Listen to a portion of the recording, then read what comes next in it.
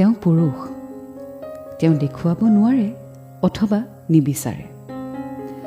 অতি কম বয়সতে তেওঁ বুজি উঠে যে পৰিয়ালটিৰ দায়িত্ব তেওঁৰে কান্ধত। তেওঁ ভয় কৰে, কিন্তু দেখুৱাব নোৱাৰে।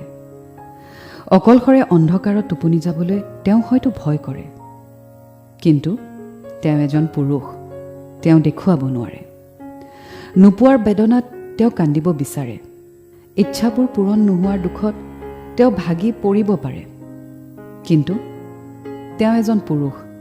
তেওঁ দেখুৱাব নোৱাৰে। বহুবাৰ পৰি তেওঁ আঘাতপ্ৰাপ্ত, কিন্তু তেওঁ এজন পুৰুষ। সেই আঘাত তেওঁ দেখুৱাব নিবিচাৰে। এজন ল'ৰাৰ পৰা পুৰুষলৈ কৰা যাত্ৰা সহজ নহয়, কিন্তু তেওঁ এজন পুৰুষ। যাত্ৰাৰ দুখবোৰ